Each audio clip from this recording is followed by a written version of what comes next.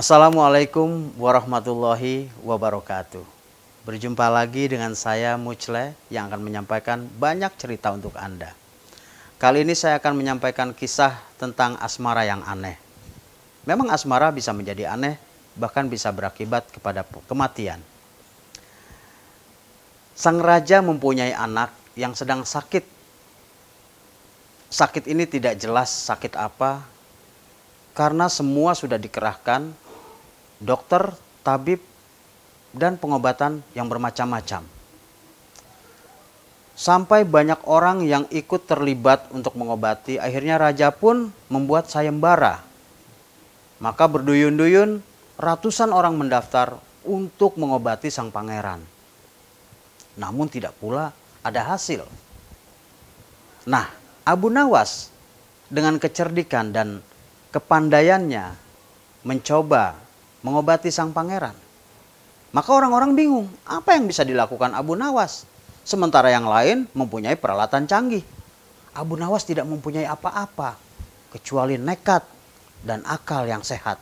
Wah, ini luar biasa. Kita akan lihat kisahnya seperti apa.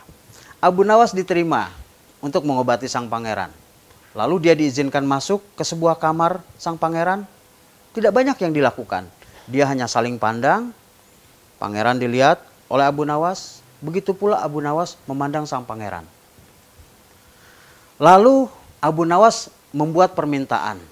Tolong hadirkan orang tua yang masa mudanya itu sering bepergian ke pelosok negeri di desa, ke pelosok desa di negeri ini.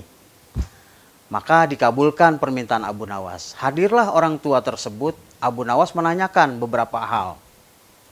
Yang ditanyakan Abu Nawas, Bapak, tolong sebutkan nama-nama desa di selatan di negeri ini. Nah, selesai orang tua itu menjawab, Abu Nawas menempelkan telinganya ke dada sang pangeran. Lalu Abu Nawas menanyakan juga ke orang tua ini, sebutkan nama-nama desa di daerah utara di negeri ini. Disebutkan oleh orang tua, kembali Abu Nawas menempelkan telinganya di dada sang pangeran. Berturut-turut disebutkan desa-desa di bagian barat, di bagian timur. Lalu Abu Nawas kembali menempelkan telinganya di dada pangeran. Selesai itu Abu Nawas mohon izin untuk pergi ke salah satu desa yang sudah disebutkan. Raja marah-marah. Loh Abu Nawas, kamu tuh saya undang ke sini untuk mengobati anak saya. Bukan untuk bertamasya ataupun bepergian. Maaf Paduka Raja, bukan maksud hamba ini bepergian ataupun bertamasya. Tapi hamba punya maksud lain yang akan hamba ceritakan. Raja penasaran, sekarang aja ceritakan, ada apa? Oh nggak bisa Raja, saya nampaknya tidak pantas untuk menceritakan sekarang. Maka Abu Nawas pergi selama 2 hari ke salah satu desa. Sepulangnya Abu Nawas ke salah satu desa itu, dia bertanya kepada Paduka Raja, Raja, apakah Anda masih menginginkan anak Anda ini hidup? Baginda Raja marah, kok nanyanya kayak gitu? Begini Raja, anak Baginda Raja ini sedang jatuh cinta.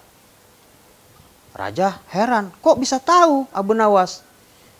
Benar Raja, karena setiap kali saya sebutkan nama-nama desa di daerah-daerah yang saya kunjungi, dada sang pangeran ini berdegup kencang jantungnya.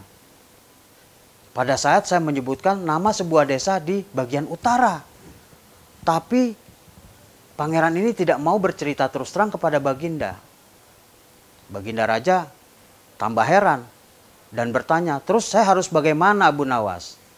Baginda Raja beribu maaf, Baginda harus mengawinkan anak Baginda Raja dengan salah satu gadis di desa tersebut.